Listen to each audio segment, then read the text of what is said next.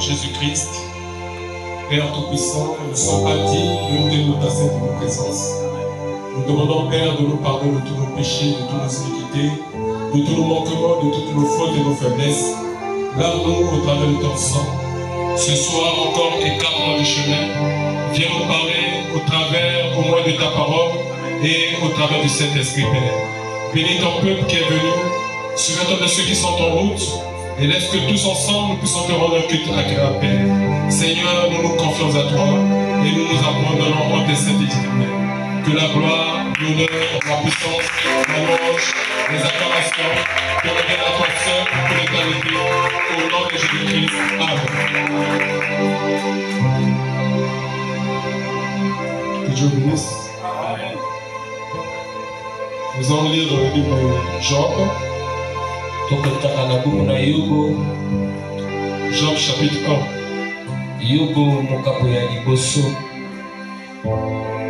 Job chapitre 1.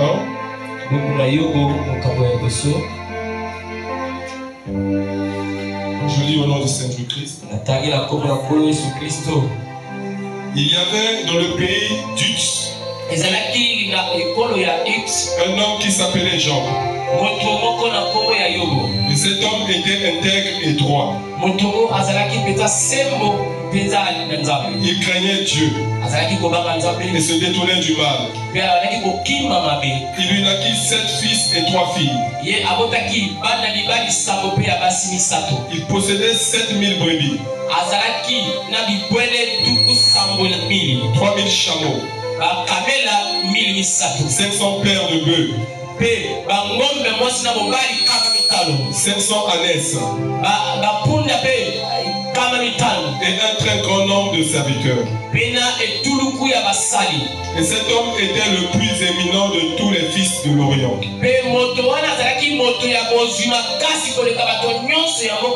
Ses fils allaient les uns chez les autres et donnaient tour à tour un festin.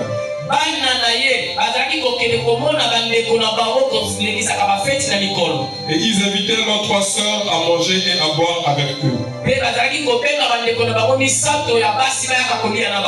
quand les jours de festin étaient passés, Job appelait et sanctifiait ses fils. Puis il se levait de bon matin et offrait pour chacun d'eux un holocauste. Car Job disait, peut-être mes fils ont-ils péché? Et ont-ils offensé Dieu dans leur cœur? C'est ainsi que Job avait coutume d'agir. Or, les fils de Dieu vinrent un jour se présenter devant l'Éternel. Et Satan vint aussi au milieu d'eux. L'Éternel dit à Satan, d'où viens-tu? Et Satan répondit à l'Éternel, de parcourir la terre et de m'y promener. L'Éternel dit à Satan, as-tu remarqué mon serviteur Job? Il n'y a personne comme lui sur la terre. C'est un homme intègre et droit, craignant Dieu et se détournant du mal.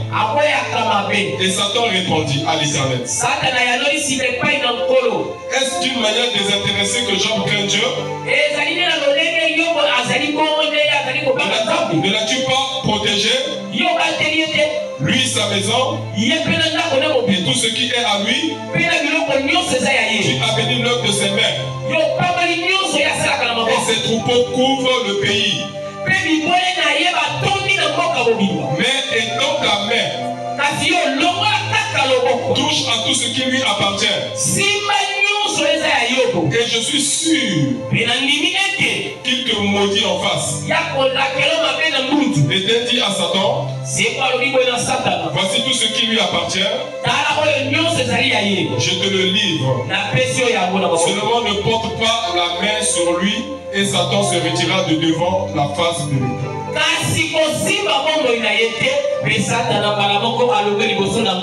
Que Dieu bénisse avec ta parole. Je vais lire un deuxième passage. Dans Job chapitre 42.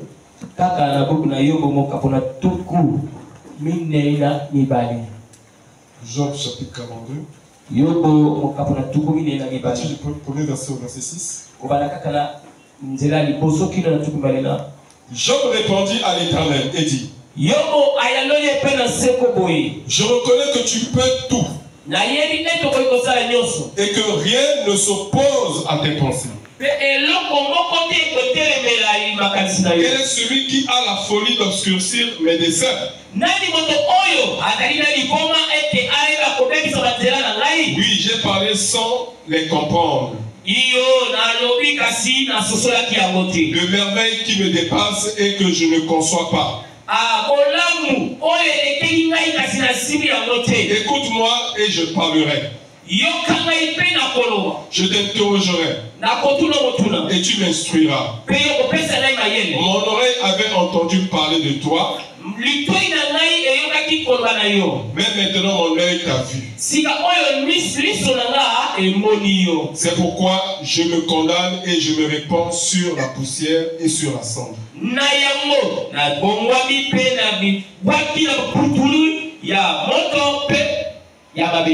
C'est de ce passage-là que j'ai tiré mon inspiration.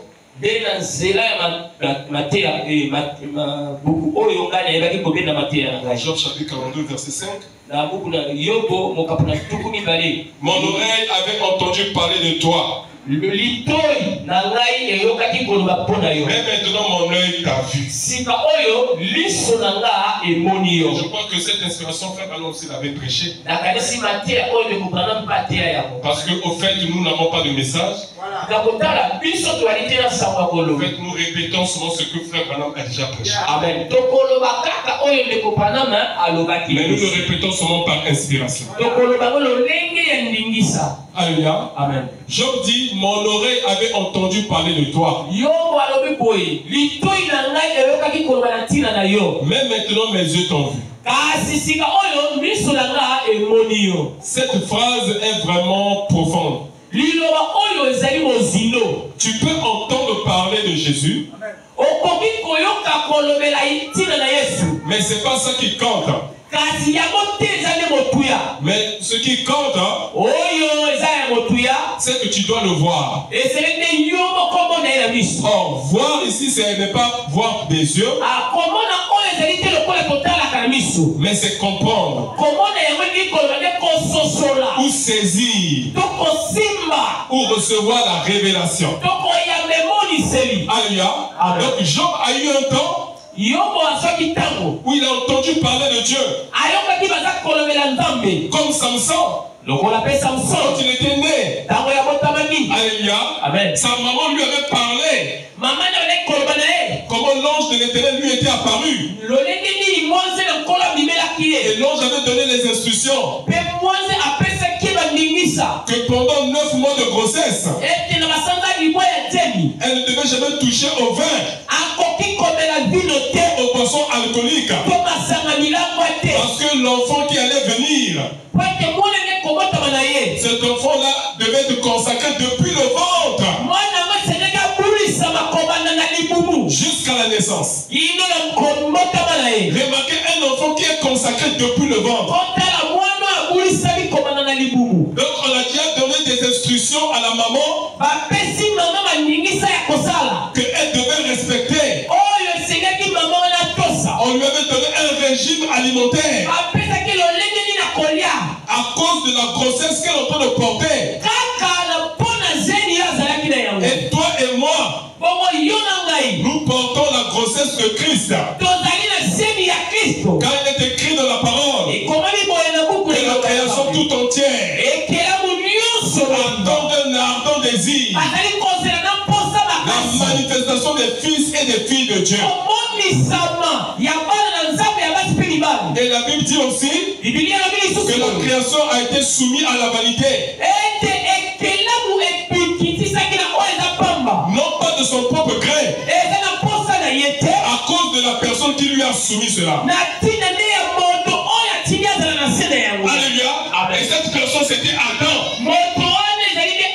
avait vendu son héritage. Et Satan avait rattrapé cela. Et la Bible dit que la création tout entière souffre des douleurs d'enfantement. Donc présentement où nous parlons, l'église ou l'épouse, quand je parle de l'église, ce n'est pas l'église locale. L'église grand E. L'église corps de Christ. Qui est l'épouse. Elle est dans les douleurs d'enfantement. Alors si elle est dans les douleurs d'enfantement, c'est qu'elle a un régime alimentaire qu'elle doit suivre. Comme la maman de Samson. Alléluia. Mais quand l'enfant était né, malgré que l'ange avait donné des prescriptions à la maman, alléluia. Mais quand l'enfant est né, on a ajouté encore des lois sur l'enfant. On a dit que le rasoir ou la lame Gillette ne pourra jamais passer dans sa chevelure. Car cet enfant est soumis au vœu de Nazaria. Durant toute sa vie. Remarquez une chose. Samson a écouté tout cela de sa maman. Il a été enseigné par sa maman et par son papa.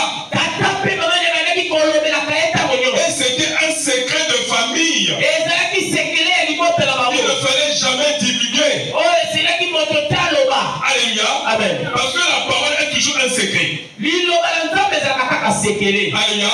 Donc Samson a entendu parler. Il a été enseigné. Mais il n'a jamais fait l'expérience de ce Dieu-là. Or, ce qui est important, c'est de faire une expérience. Alléluia. Il entendait parler de Dieu. Alléluia. Il savait que Dieu était grand. Puisque Dieu agissait au travers de lui. Aussi longtemps qu'il avait ses 7 chevelures. Alléluia. Mais le jour qu'il avait brisé l'alliance, c'est là où Samson s'est retrouvé dépourvu de force. Et c'est à partir de ce moment-là que Samson a commencé à chercher la face de Dieu. Et quand on prêche un message, encore une fois, Seigneur. Ça veut dire quoi? Ça veut dire que l'homme doit faire une expérience avec Dieu. Parce que tant que tu ne fais pas une expérience avec Dieu, et que tu te fies à ce que quelqu'un d'autre t'a dit, ou à ce que le pasteur a prêché, ou à ce que les prédicateurs ont prêché, alors tu n'as pas une expérience vivante. Alléluia. Et dans le passage que nous venons de lire, dans Job chapitre 49, verset 5, il dit: mon oreille avait entendu parler de toi, mais maintenant mon œil t'a vu. Alléluia. Mais comment Job a-t-il vu Dieu? La Bible nous dit ici dans Job chapitre 1 que Job était un homme intègre qui faisait le bien et qui fuyait le mal. Et il avait la crainte de Dieu. Il avait 7 fils et 3 filles. Et alors, lorsque ses fils se réunissaient et faisaient la fête, à la fin, Job les appelait. Et il prenait un agneau qu'il sacrifiait pour chacun d'entre eux. Et il disait, oh Seigneur, peut-être que mes enfants ont péché dans leur cœur. Alors je fais ce sacrifice-là pour le pardon de leurs péchés. Alléluia. Non seulement Job était intègre, mais il avait la révélation du sang. Il savait que par l'effusion du sang, la colère de Dieu est apaisée. La seule chose qui peut apaiser la colère de Dieu même ce soir, ce n'est que le sang versé. Mais le sang d'un animal innocent. Alléluia. Et cette personne innocente nous a été offerte dans la personne du Seigneur Jésus-Christ. Parce que la Bible déclare que Dieu a tant aimé le monde qu'il a donné son Fils unique afin que quiconque croit en lui ne périsse point, mais qu'il ait la vie éternelle. Donc c'est par l'effusion de sang que les péchés sont pardonnés.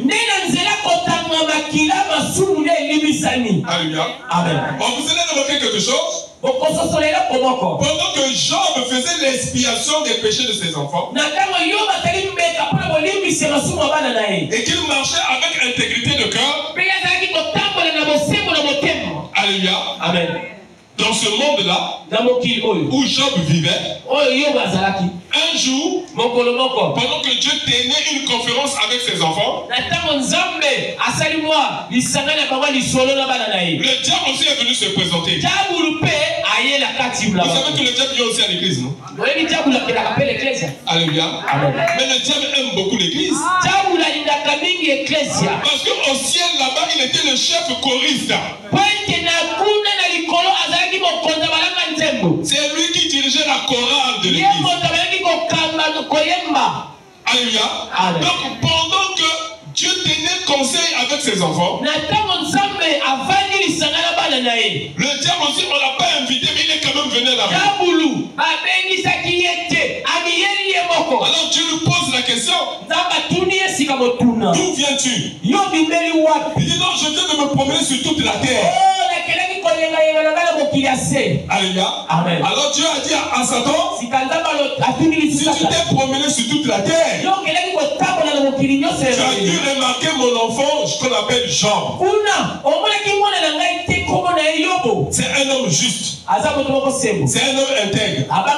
Frère Madame dit, si Dieu peut vanter un homme,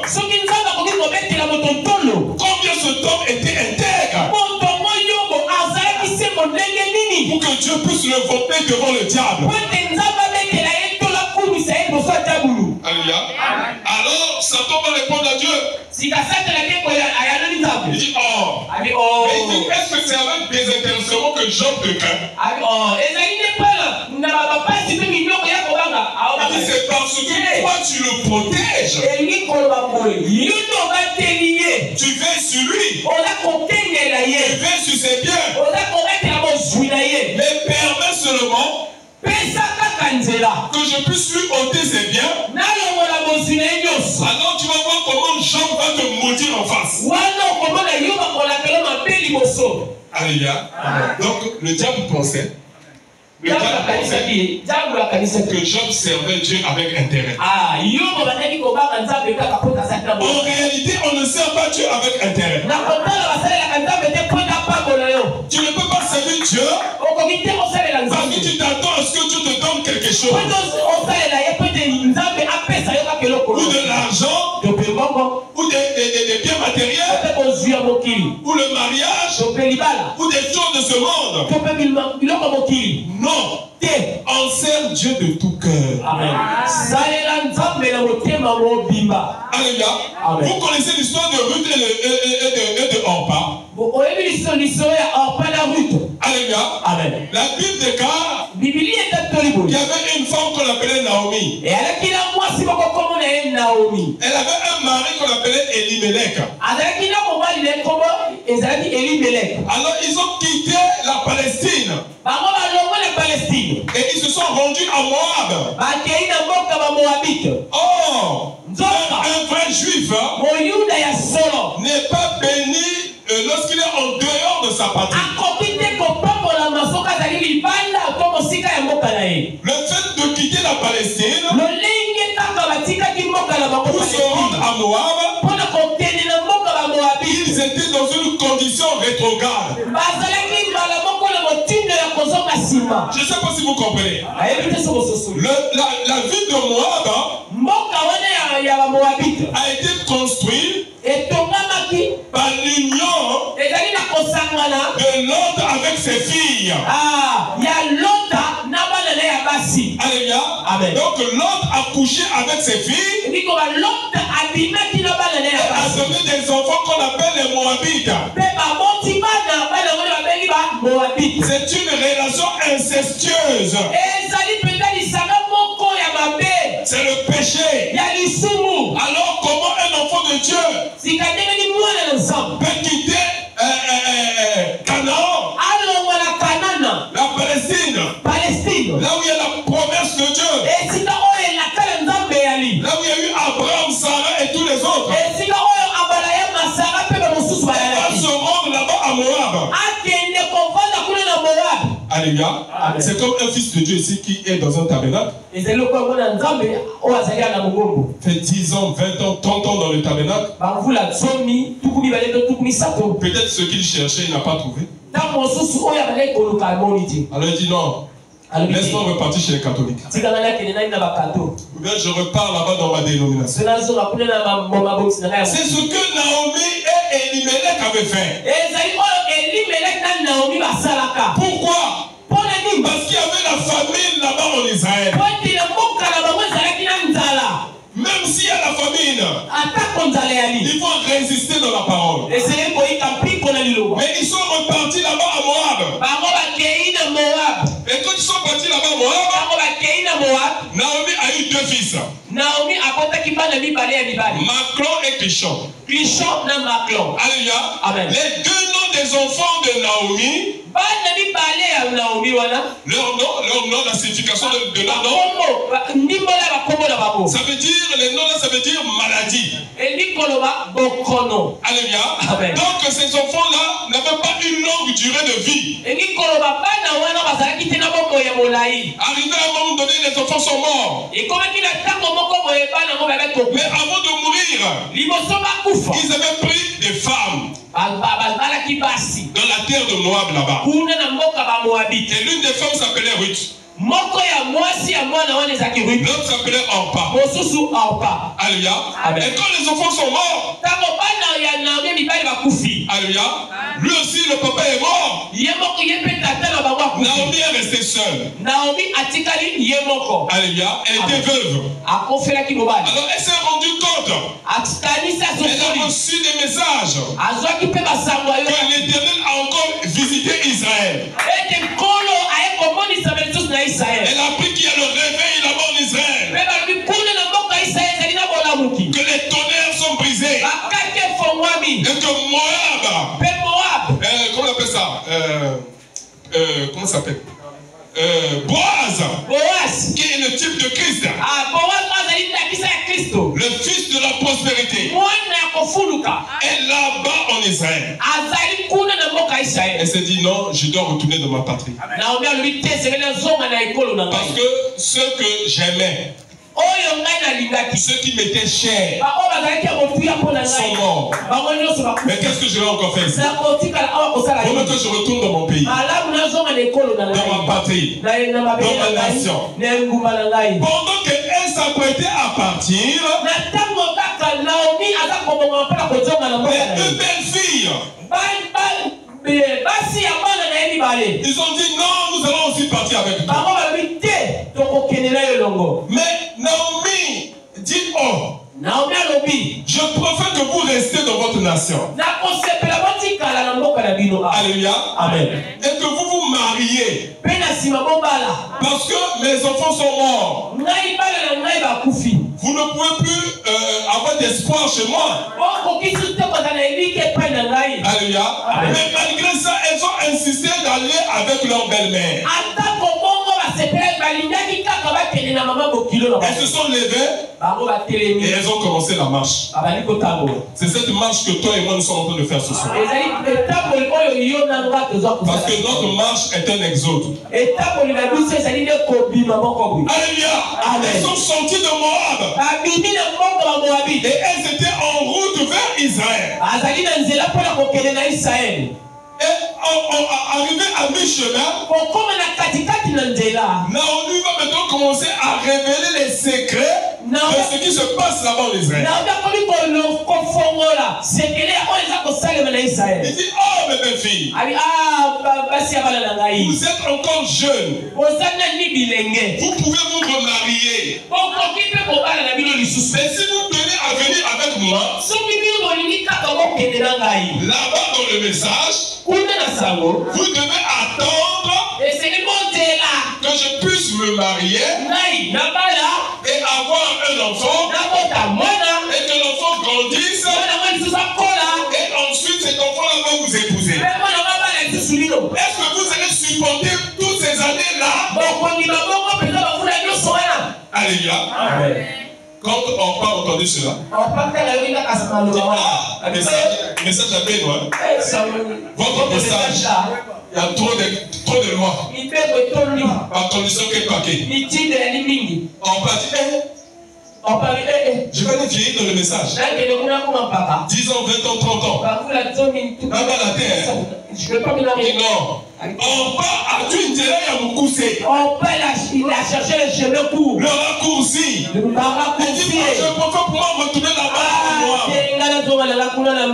Je vais trouver mon mari, je vais marier. Mais Ruth, en qui la foi était déjà ancrée. Parce que la Bible dit, la foi vient de ce qu'on entend. Et ce qu'on entend vient de la parole de Dieu. Donc Ruth avait déjà foi dans le Dieu d'Israël. Après avoir entendu tant de bonnes choses à propos de ce Dieu-là, il a dit à Naomi, moi je te suivrai. Là où tu mourras, c'est là où je mourrai. Ton Dieu sera mon Dieu. Qui est le mariage ou pas? Moi je vais suivre le message. C'est ça la semence de Dieu. Il n'adore pas Dieu avec intérêt. Il n'adore pas Dieu parce qu'il y a une condition là quelque part. Où il y a un avantage quelque part. Où il y a un profit quelque part. Non. Il adore Dieu de tout son cœur. Alléluia. Amen. Mais Naomi, quand elle est arrivée dans le pays, tout le monde était en train d'applaudir. Naomi est de retour. Il dit, ne m'appelez pas Naomi, mais appelez-moi Mara. Parce que j'étais parti, la main comblée, je suis revenu la main vide. Alléluia. C'était triste. C'est une histoire triste. Mais c'est une histoire glorieuse. Or, Naomi avait un proche parent. Alléluia. Amen. De la lignée d'Elimelech qui était mort.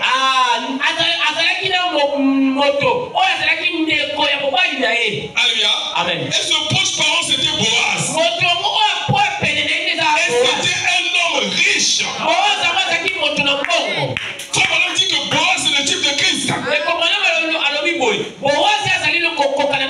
Et ce Boaz là avait le droit de rachat sur Naomi. Il pouvait racheter tout ce que Elimelech avait perdu. Alors un jour, Naomi connaissant la loi, elle dit non, Ruth m'a suivi jusqu'ici. Elle a fait beaucoup de sacrifices. Elle a sacrifié beaucoup de choses. Je veux lui donner de l'avenir. Je ne veux pas qu'elle puisse vieillir comme moi, sans avoir des enfants. Mais je veux qu'elle soit sous un toit. Qu'elle ait un foyer. Qu'elle ait des enfants. Qu'elle ait une maison. Alors Naomi va dire Ruth. Oh Ruth, c'est l'église des nations qui a reçu la révélation du Dieu d'Israël.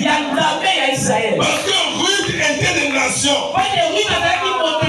Mais elle a reçu la révélation du Dieu d'Israël. Et Naomi, c'était l'église juive. Frère, sœur, cette chose-là est en train de s'accomplir devant nous. C'est une histoire qui est écrite dans la Bible. Mais la réalité, c'est ce que nous vivons maintenant. La bénédiction qui était pour les Juifs est venue vers les nations que nous sommes. Dieu a aveuglé sa propre nation. Il les a tourné le dos. Et il nous a fait voir sa face. Il nous a fait voir, nous les nations, sa face. Il a tourné le dos à Jérusalem. Alléluia.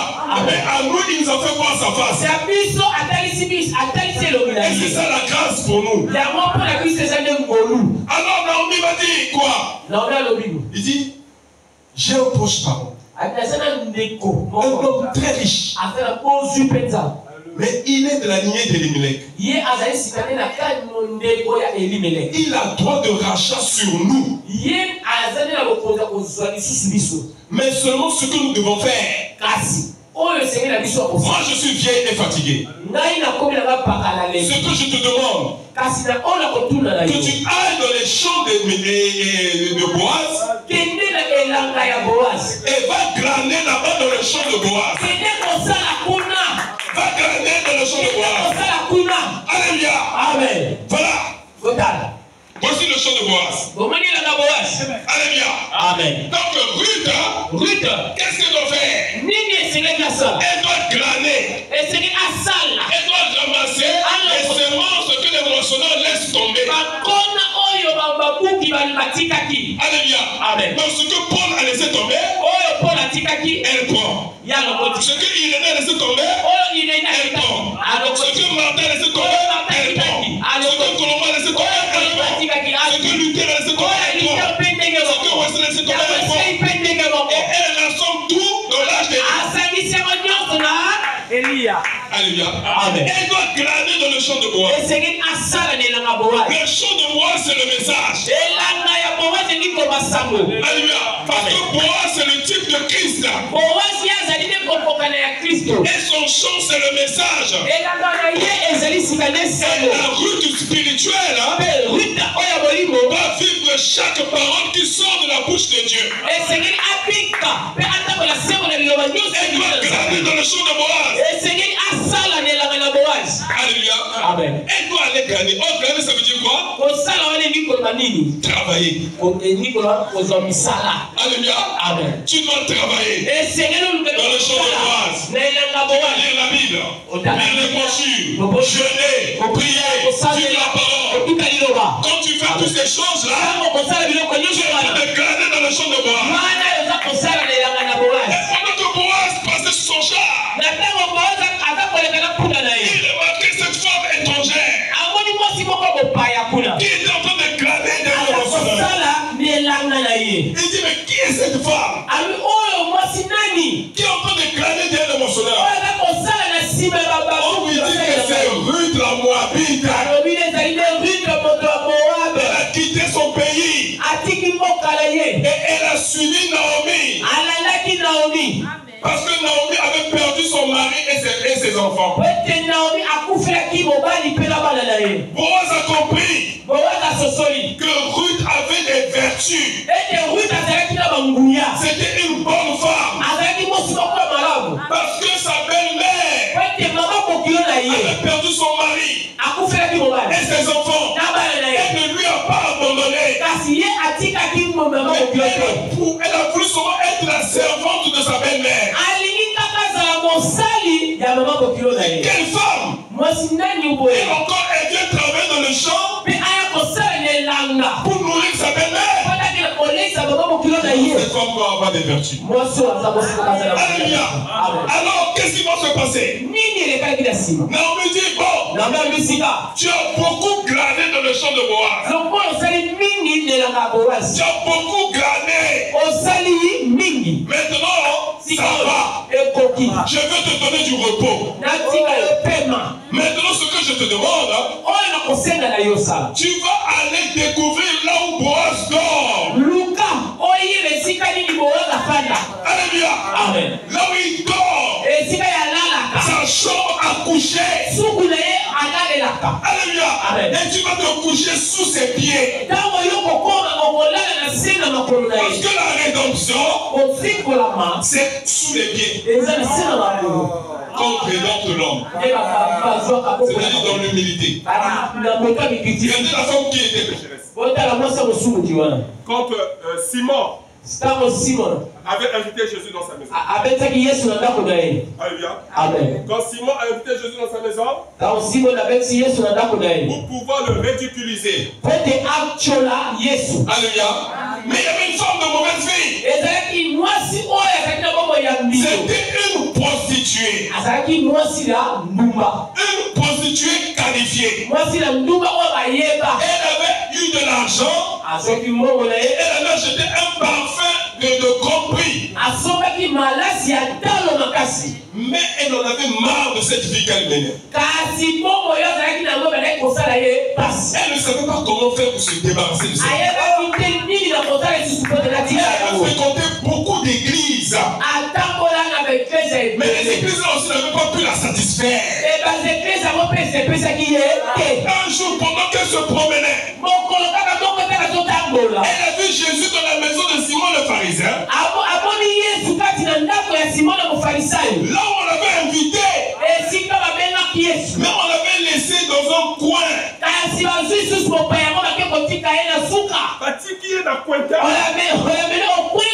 Alléluia. Sa table n'était pas garnie. On n'avait pas servi le vin. On n'avait pas servi les amuse-gueules. Mais elle avait regardé de l'autre côté là-bas. Simon le pharisien, il était là avec ses invités. Ils étaient en train de boire, en train de manger. Mais le Seigneur était tout sale. Cette femme a dit non. J'avais acheté un parfum de grand prix. C'est à la maison là-bas. Elle a couru vite à la maison. Elle a pris le parfum de grand prix. Elle a ramené cela. Elle est rentrée dans la maison de Simon le pharisien. Quoique c'était interdit. Parce qu'une prostituée n'a pas le droit de rentrer dans la maison d'un prêtre. D'un sacrificateur. Ça c'est grave. Mais elle est rentrée. Elle a forcé le passage. Et elle est venue se jeter au pied de Jésus. Pourquoi au pied de Jésus? Parce que la rédemption se passe là-bas. Ça veut dire quoi? Si nous voulons obtenir quelque chose chez Dieu, nous devons venir dans l'esprit d'humilité. Tu n'es pas humble, mais tu cherches que Dieu te bénisse. Tu as un cœur dur, un cœur impitoyable, un cœur qui ne pardonne pas. Et tu veux que Dieu te pardonne. Pendant qu'elle était là, au pied de Jésus, elle était en train de pleurer.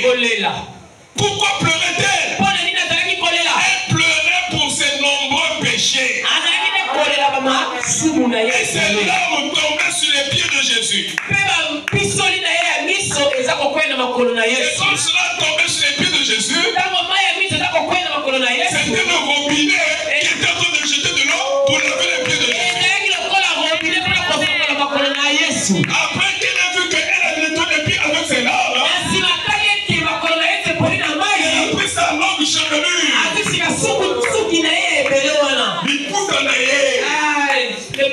Il a commencé à nettoyer. Là où Simon le Pharisien était, il voulait se lever, mais quelque chose le retenait. Il voulait se lever pour la chasser, mais quelque chose le retenait. Après, dans son cœur, il dit, si cet homme est réellement prophète, comme il le dit, il va savoir quel est le genre de femme qui est en train de lui faire des bisous aux pieds. C'est une prostituée. Alors Jésus s'est levé, a levé la tête. Il dit Simon. Il dit maître, j'ai quelque chose à te dire. Alléluia. Amen. J'ai quelque chose à te dire. Il dit quand je suis venu, n'est-ce pas toi qui m'as invité? Alléluia. Amen. Est-ce que quand je suis venu, m'as-tu donné de l'eau pour laver les pieds? Alléluia. M'as-tu donné le baiser de bonne arrivée? M'as-tu parfumé? Parce que Abraham disait qu'à l'époque en Israël, lorsque tu es invité et que tu viens de la maison d'invitation, dès que tu arrives, il y a un laquais qui est là. C'est-à-dire que quelqu'un on lui paie spécialement pour laver le pied des invités. Mais ce jour-là, Simon le Pharisien avait préfinancé le laquais. Il avait corrompu. Il dit, prends l'argent là. Quand tu verras le faiseur de miracles, quand tu viendras ici, ne lave pas les pieds, ni à lui ni à ses disciples. Mon frère, ma soeur, il y a des gens qui sont comme ça. Il y a des gens qui ont un cœur comme ça. Oh mon frère, comment tu peux recevoir la parole chez toi et négliger la parole? Alléluia. Et alors, il dit, deuxième chose que je te reproche. Normalement, quand quelqu'un est invité vient chez toi, tu lui enlèves son manteau ou sa tunique et tu lui donnes la tunique de fête. Ni ça, il n'a pas fait. Le parfum de bonne arrivée pour qu'il sente bon, il n'a pas aussi donné. La table où on devait servir à boire, il n'a pas donné à boire. Mais dit, regarde cette femme. Depuis qu'elle est venue, elle n'a pas cessé de laver mes pieds avec ses larmes. Elle n'a pas cessé d'essuyer mes pieds avec sa chevelure. Jésus le regarde. Il dit Simon. Il dit oui maître.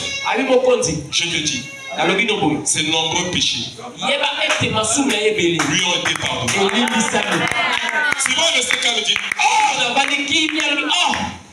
il dit à celui à qui on pardonne beaucoup, il aime beaucoup.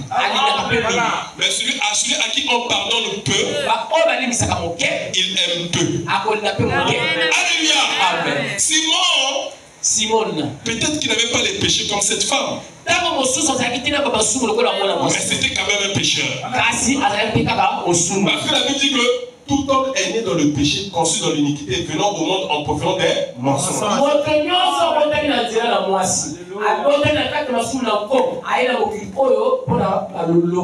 Alléluia. Mais cette femme pécheresse avait vu sa condition. Si nous n'aimons pas beaucoup Jésus, si les pommes sont vides, c'est parce que nous n'aimons pas Jésus. Parce que si nous l'aimons vraiment, nous allons voir comment il a pris notre place. Mon frère, ma soeur, la rédemption c'est au pied du maître. Donc Naomi va dire à Ruth, Ruth, Naomi alobi boye na Ruth. va découvrir là où Boaz dort. Kende kotala esika nini yalalaka. Dans sa chambre à coucher. Na fuku na esika alala. Et tu vas te dormir à ses pieds. Yo kolala na sina makolo na ye. Alléluia. Alors notre Boaz, Boaz ya na biso. c'est le Seigneur Jésus-Christ. Alléluia. Alléluia. Amen. Il dort où? Akolala wapi? Dans la parole. Na liloba. Précisément où? Esika nini? Dans les 7 tonnerres. Na bakake sambo. Alléluia. Amen. Et c'est au pied de 7 tonnerres que nous devons dormir. Nena sina makolo ya bakake sambo seketola. Au milieu de la nuit. Na kati na butu. Boaz s'est réveillé. Boaz alamuki na pongi na ye. Il voit qu'il y a quelqu'un qui était en train de dormir sous ses pieds. Amoni ezali na moto na sina makolo na ye. Alléluia. Amen. Et dès qu'il se réveille, Tama alamuki. il voit que c'était Ruth. Amoni eza Ruth. Il dit, mais Ruth, qu'est-ce que tu fais ici? Ruth ezosala nini awa? Il dit, je suis venu Nayi awa. parce que Naomi m'a envoyé vers toi. Kote Naomi na timinga epai na yo. Elle m'a dit que tu as le droit de rachat sur nous. Alors yo même to ozala kokonza kosoma lisusu. Alors Boaz pose la question à Ruth. Boaz atimisika Ruth Il motuna. dit, oh Ruth, Oh Ruth, tu es encore jeune. ozala yelenge. Moi je suis vieux. Ngai na komi paka. Alléluia. Amen. J'ai vieilli. Na komi paka. Je suis le message. Na nalisa. Je suis le message.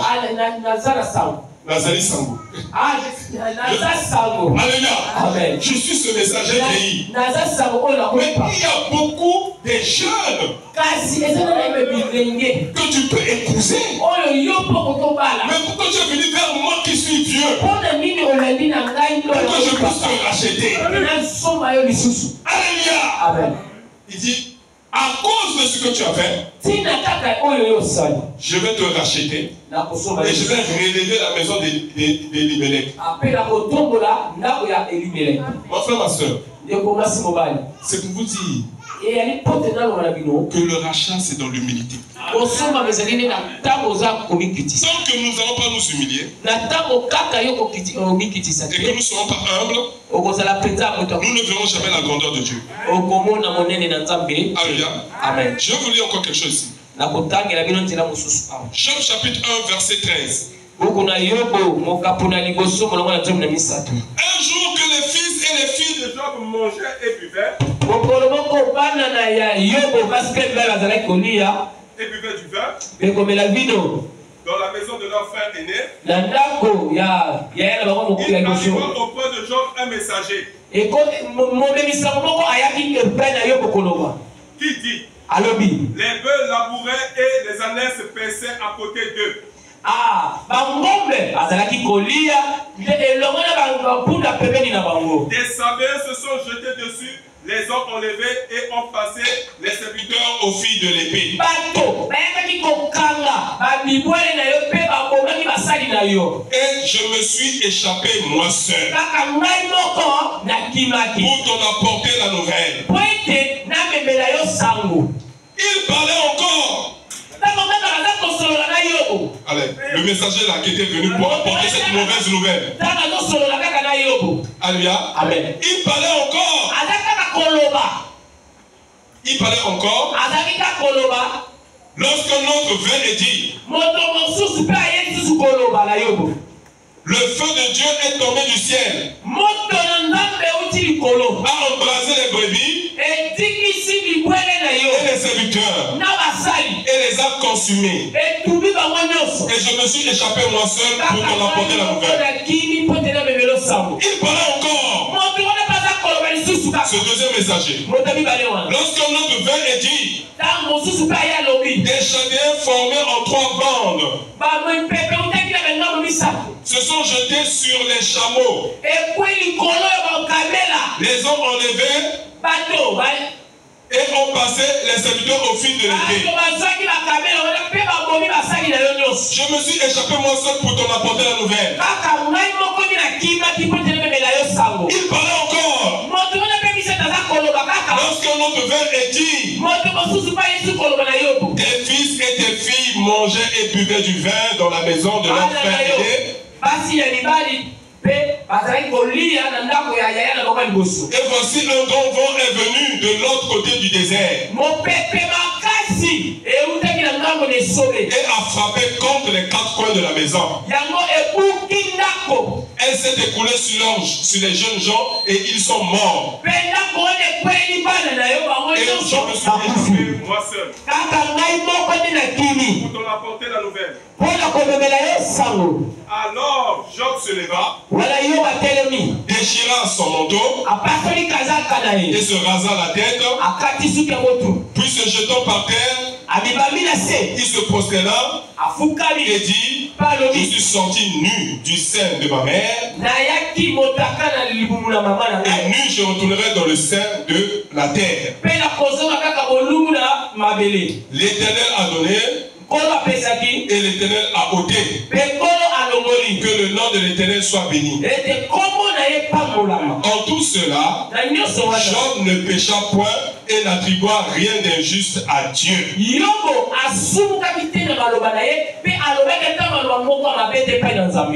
tu as des problèmes, quand tu as la souffrance, quand tu as la maladie, tu dis, oh, est-ce que la crucifixion de Jésus? Je souffre comme ça. C'est pas moi qui ai tué le Seigneur Jésus. Ah, mais comment un tel langage peut sortir d'un être? La Bible dit que Job n'a péché en rien. Il a reçu 4 malheurs au même moment, le même jour, la même journée.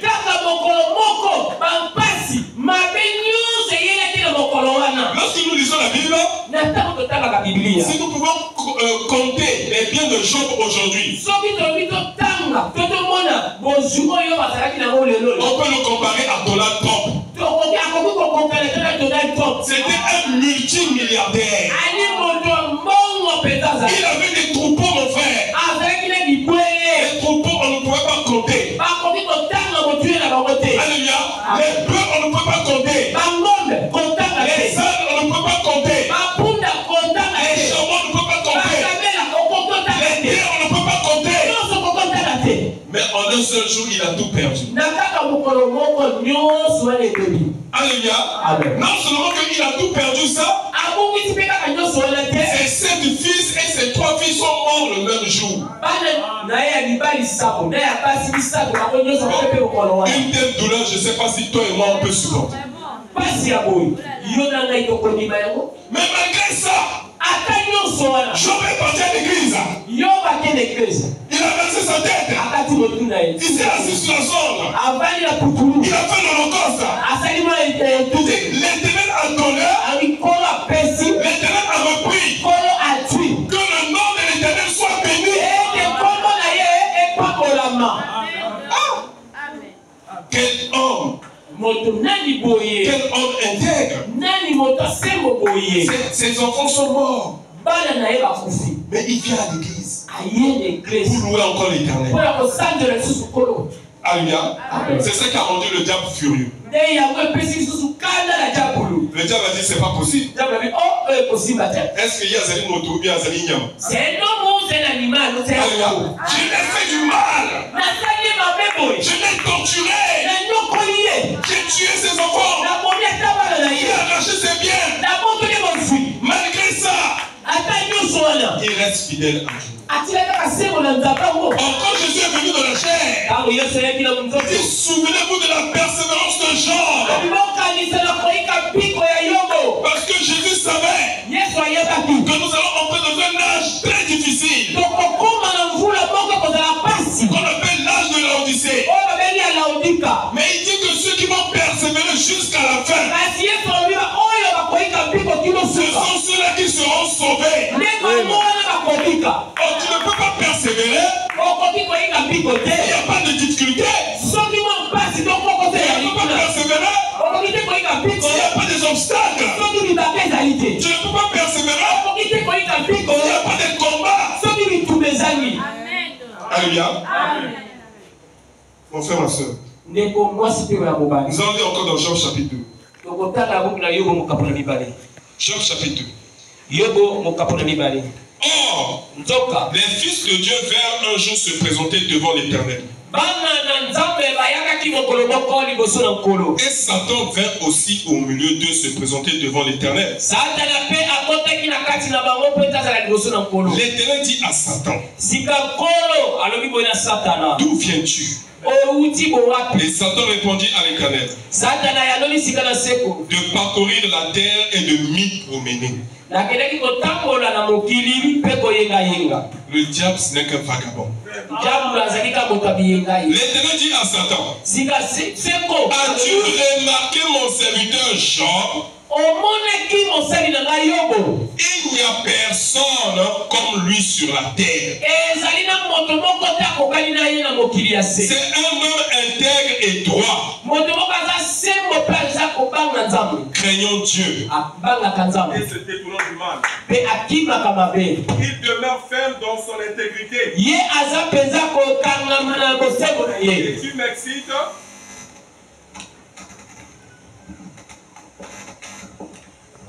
Excite à le perdre son motif. Alléluia. Et Satan répondit à l'Éternel,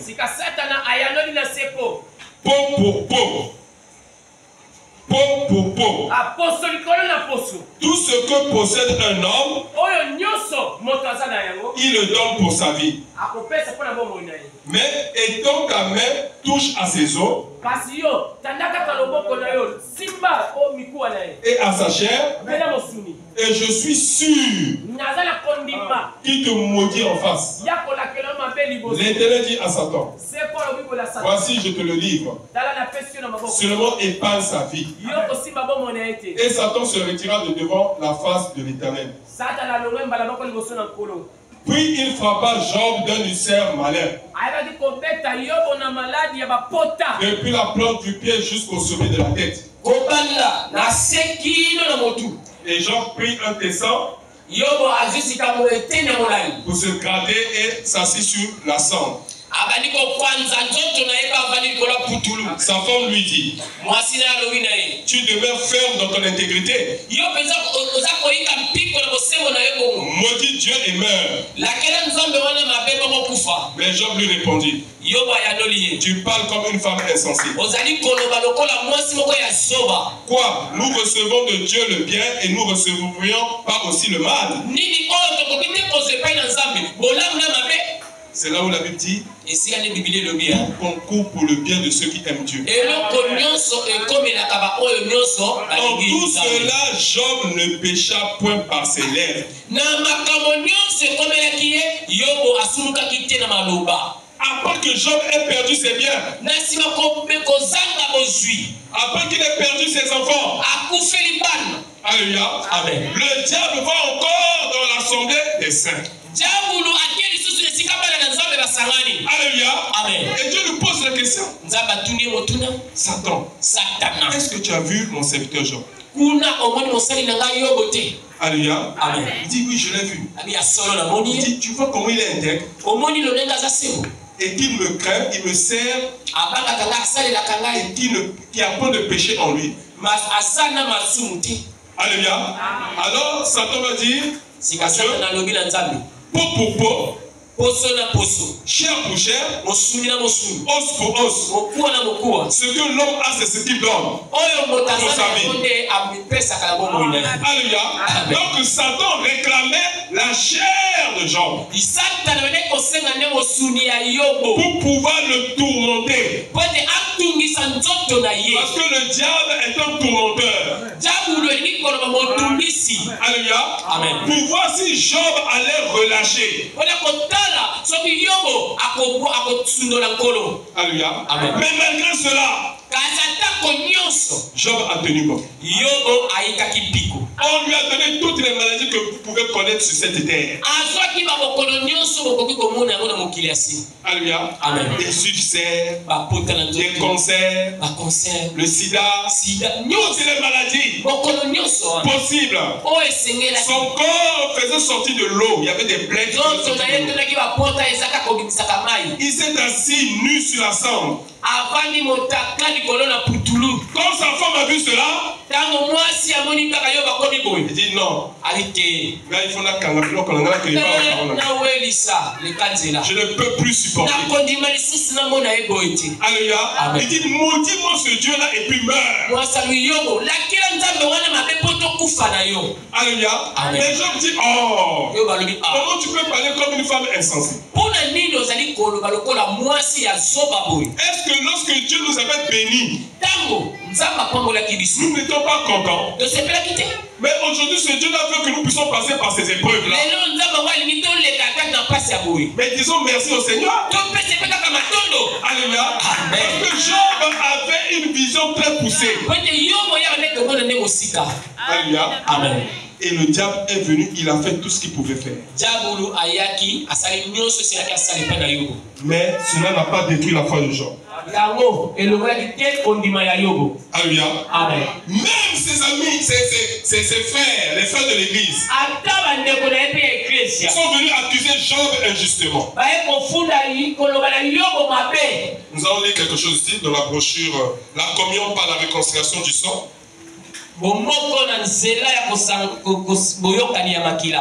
Prêché le 5 juin 1955.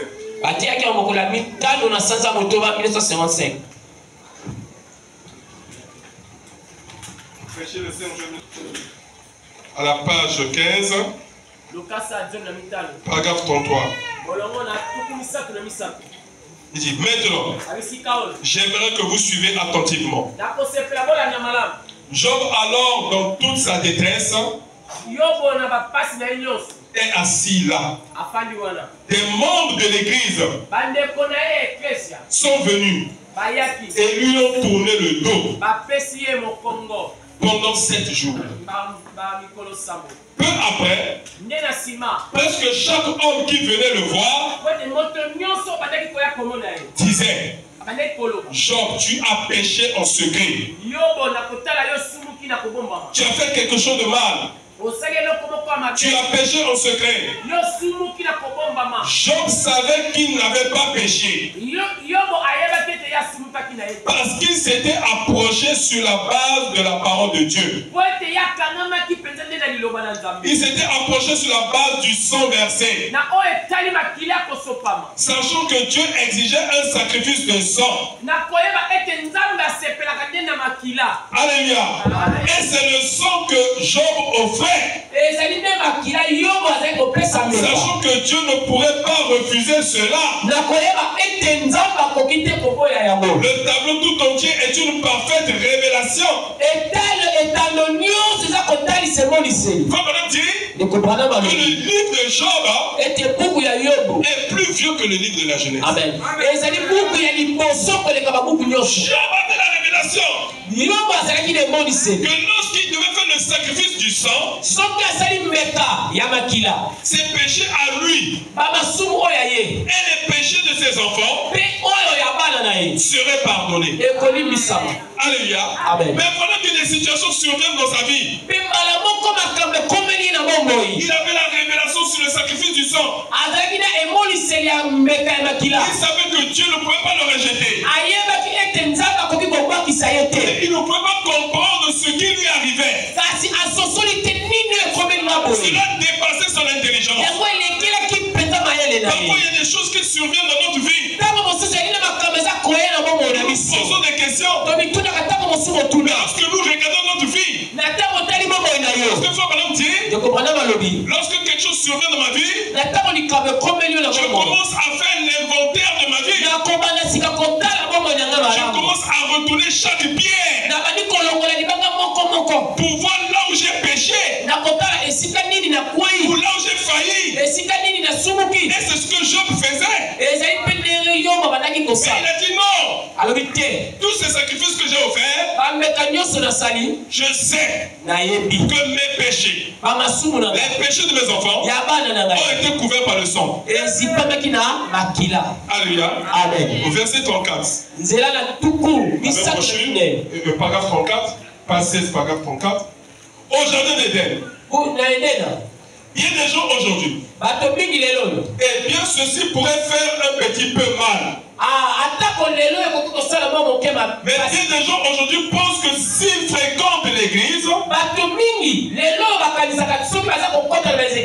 adorent le Seigneur et donnent de l'argent à l'église, cela suffit. Dieu serait injuste s'il agrée une telle personne. Alléluia. Donc ce n'est pas le fait de fréquenter l'église. Ce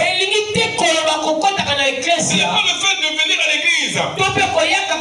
Ce n'est pas le fait de soutenir l'église. Ce dont Dieu a besoin aujourd'hui, c'est d'un sacrifice sanglant. Alléluia. Et l'apôtre Paul dit, offrez-vous vous-même comme un sacrifice agréable à Dieu, qui sera de votre part. Alléluia. Un bon sacrifice que vous allez donner à l'Éternel. Alléluia.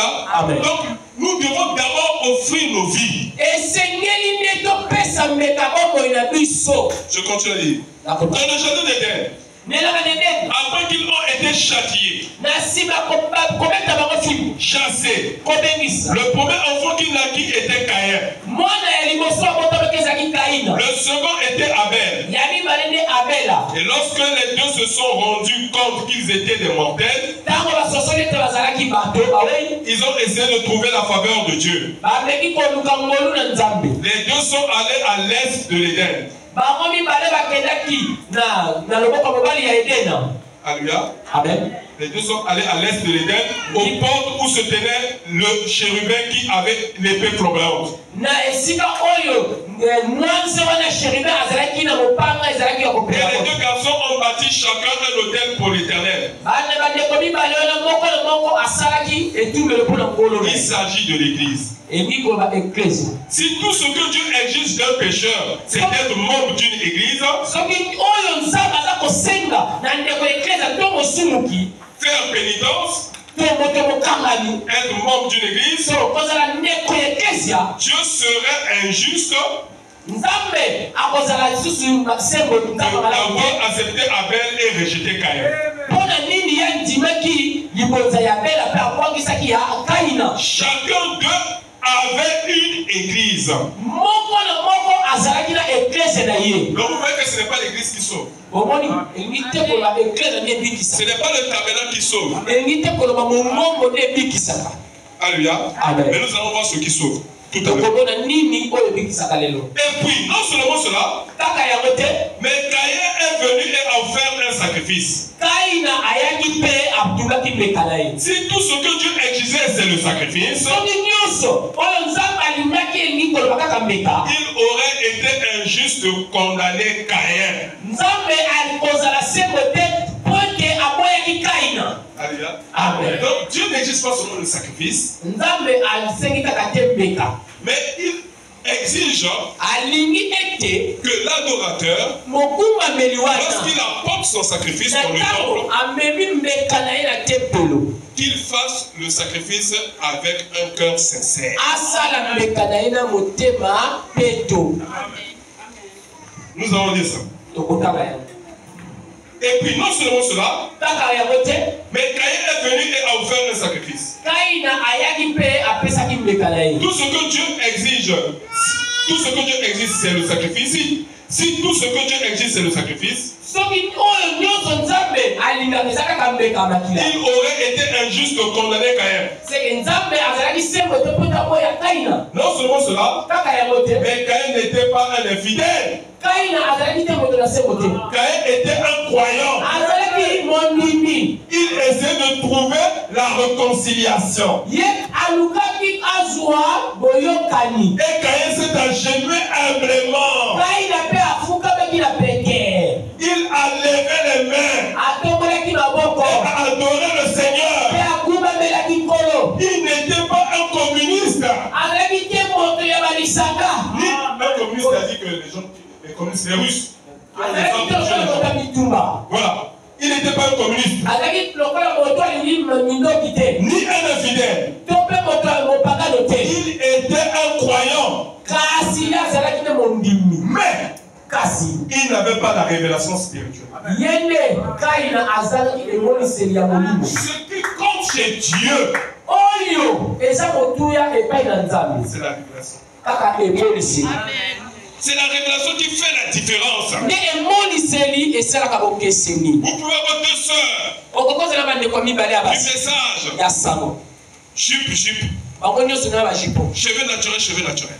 Ils vont à l'église tabernacle. Mais ce qui va faire la différence, c'est la révélation de Lucas. Je ne sais pas si vous comprenez. Alléluia. Mais il n'avait pas la révélation spirituelle. Et lorsque Abel vint, je peux imaginer quelqu'un qui décore l'autel avec des beaux lys.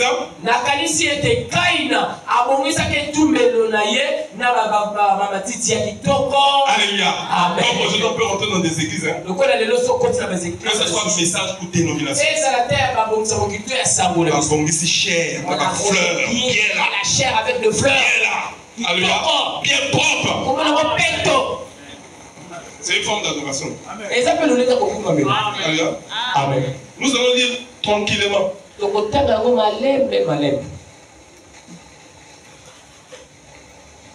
Et lorsque Abel vint, je peux imaginer quelqu'un qui décore l'autel avec des beaux lys.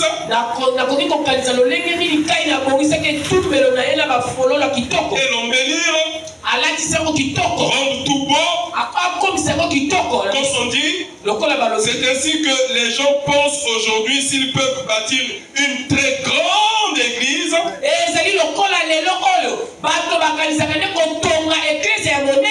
qui surpasse les autres. Le col à 5 strophes. Comme Saint-Christophe va la sympathique. Ah, dans la beauté. Donc les gens disent, ah, là-bas, il y a un Dieu. Zéro. Amen. Dieu, c'est la parole. Il dit quoi? Là où 1, 2 ou 3 sont assemblés en mon nom, je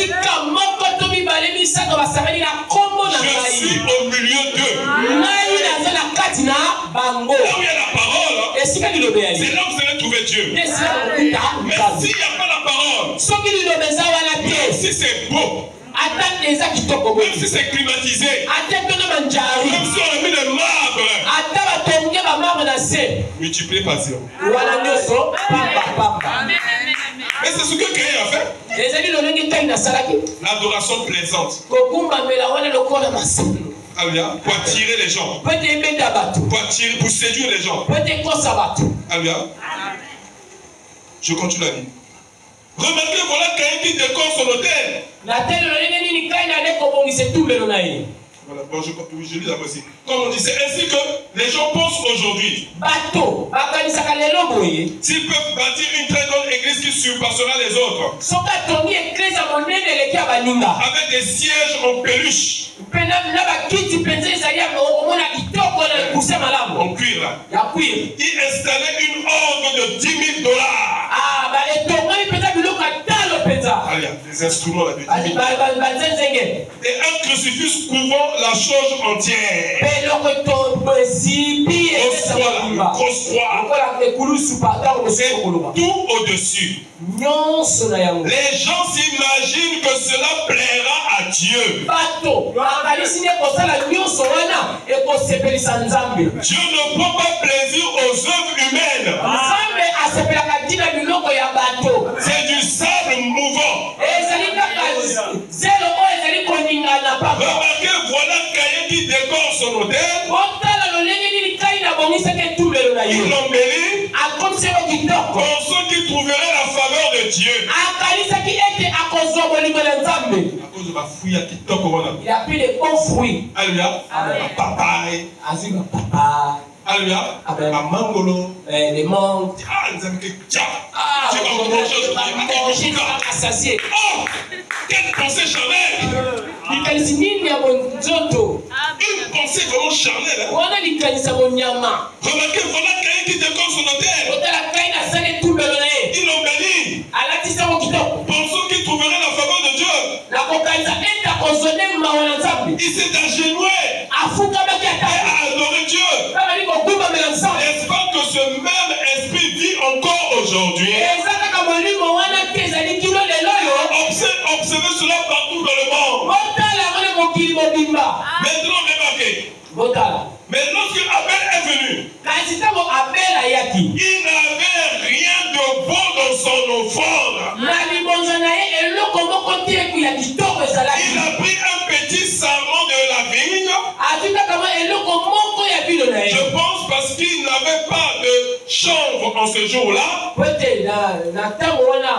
À ce que je sache, alors il s'est fait une corde avec un sarment de la vigne. Et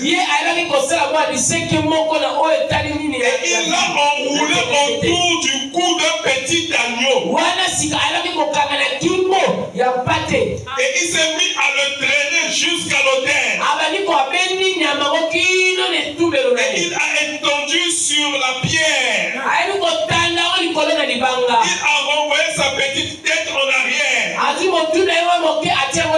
Il a pris une pierre tranchante. Je pense qu'il n'avait pas de lance. Il s'est mis à trancher sa petite gorge. Et si quelqu'un a déjà entendu ou comment ces petits animaux crient pendant qu'ils meurent,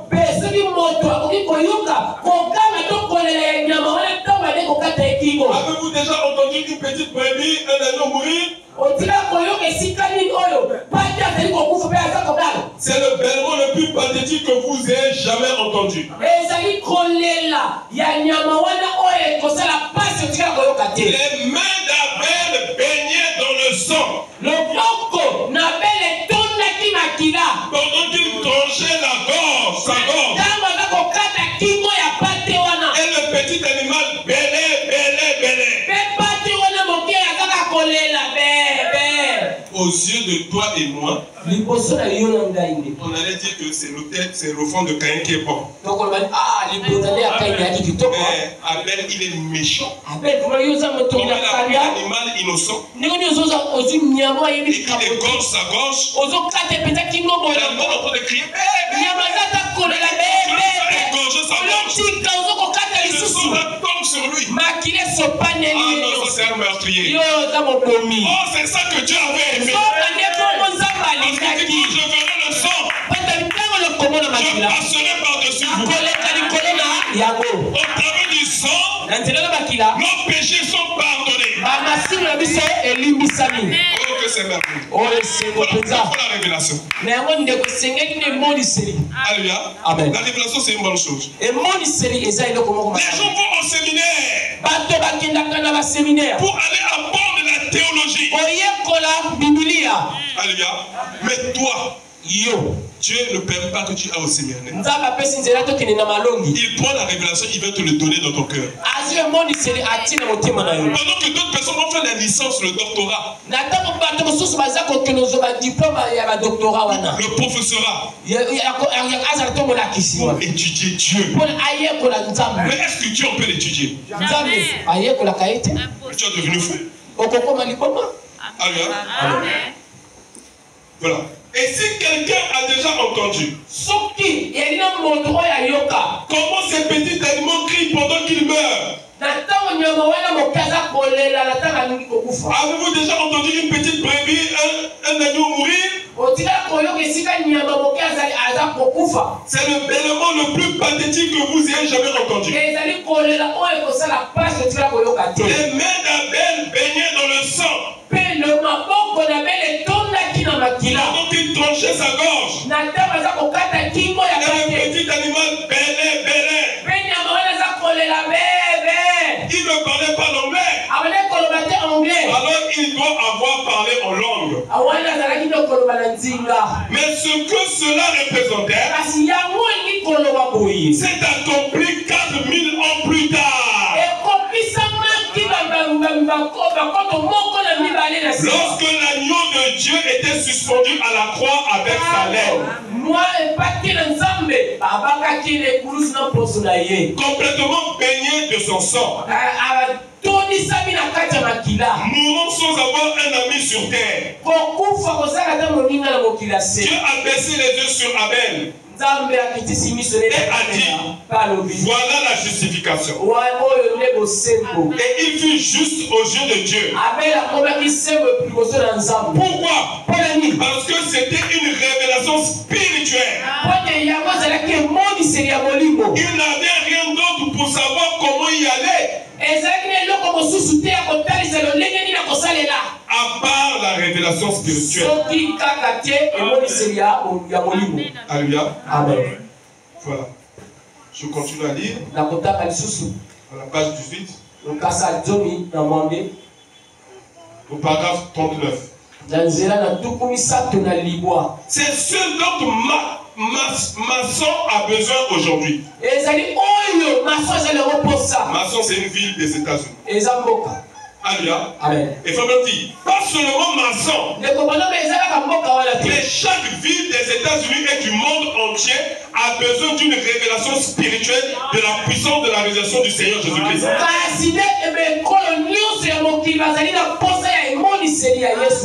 Cela arrêtera la délinquance juvénile. Cela ramènera l'unité dans ces foyers brisés. Cela amènera ce pays à bannir l'alcool à tel point qu'il faudra faire boire les contrebandiers.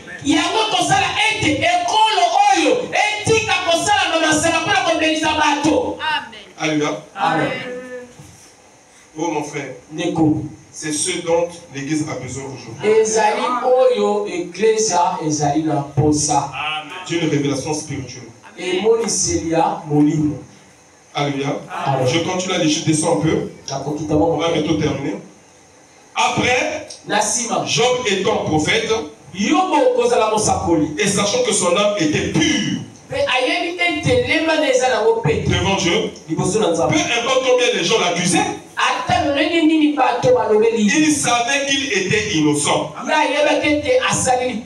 Et Job a offert le sacrifice. Il a offert un holocauste. Et c'était le seul moyen qu'il avait pour communier avec Dieu. Mais à ce qu'il paraissait, Dieu avait tourné le dos à Job. Mais ce dernier savait qu'il n'avait pas péché. Et il a tenu bon de toute façon. Il arrive des moments de notre vie où Dieu reste silencieux. Tu pries mais Dieu ne répond pas. Alléluia. Tu te poses des questions et j'ai sondé ma vie. Quel péché j'ai commis? Alléluia. Voilà pourquoi nous devons toujours rester dans la présence de Dieu. Parce que tu vas parfois croire que c'est parce que tu as commis un péché que Dieu ne te répond pas. Parfois c'est pas un péché. Mais il veut voir ta réaction. Alléluia. Il veut voir ton endurance. Dieu aime faire cela, dit frère Bonheur. Il aime éprouver ses enfants. Alléluia. Dieu avait tourné le dos à Job. Mais ce dernier savait qu'il n'avait pas péché. Et il a tenu bon de toute façon. Oh, j'espère que vous saisirez cela. Chaque homme qui vient à Dieu doit d'abord être éprouvé. Les épreuves, les tribulations font partie de la vie du chrétien. Dieu ne promet pas un lit fleuri d'aisance. Chacun de vous qui acceptez votre guérison, attendez-vous à ce que le diable soit juste là pour vous tourmenter de toutes les manières qu'il peut.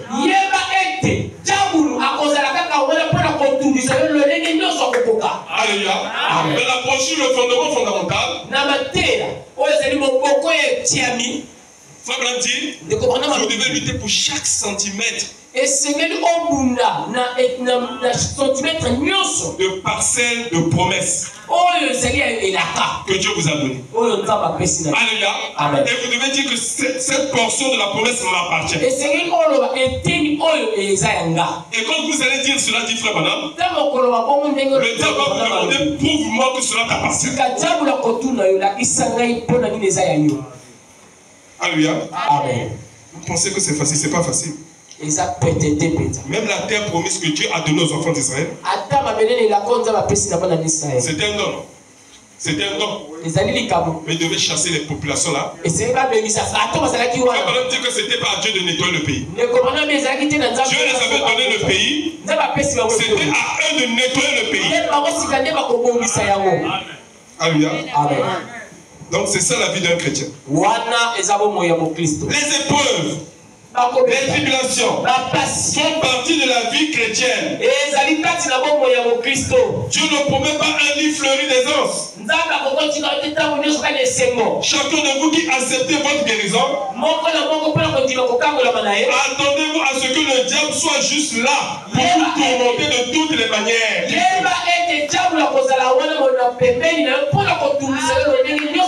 Car tout celui qui vient à Dieu doit d'abord être éprouvé. Job savait que le sacrifice gisait là. C'est ce qu'il avait offert par le son versé. C'était l'unique moyen que Dieu avait pour la réconciliation pour les pécheurs. C'est ce qu'il avait offert à Dieu. Et il savait qu'il était juste en faisant cela. Justifié par son sacrifice. Peu importe la tournure que prenaient les choses,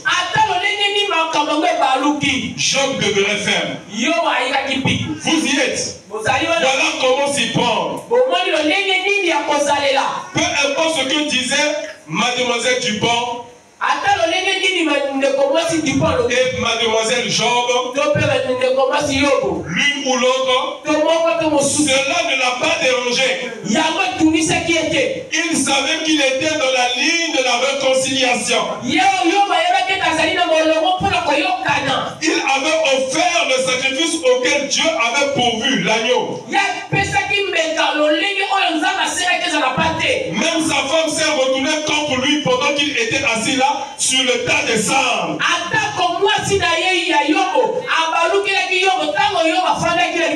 Vous savez que quand tout va bien dans la maison, il y a à manger, il y a le travail, il y a le jus, il y a le lait. Moi, si va sourire. La femme commence à sourire. Alléluia.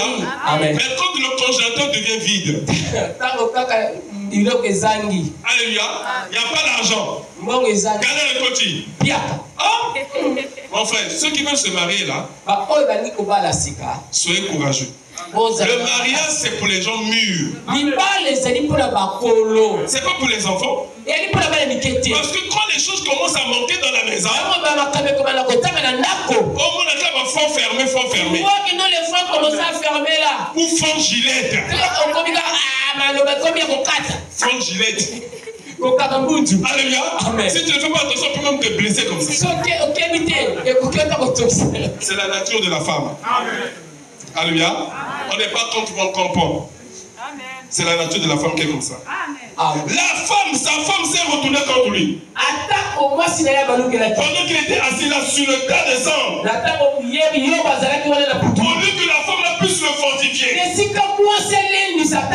le soutenir. Pendant que Job était dans l'épreuve, sur le tas de cendres, mais cette femme vient encore l'enfoncer. Écoutez ce que la femme dit. Oh, que c'est dur.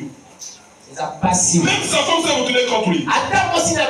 Pendant qu'il était assis sur le tas, sur ce tas de sang, en train de se gratter à l'aide de tes sangs.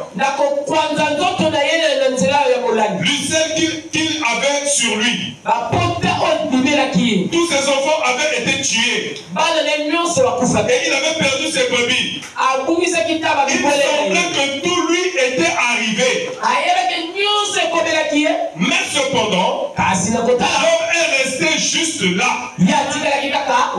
Et sa femme est venue.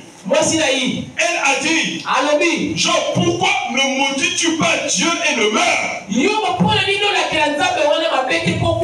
Et il a dit, tu parles comme une femme insensée. Eh bien, il n'a pas dit qu'elle était insensée.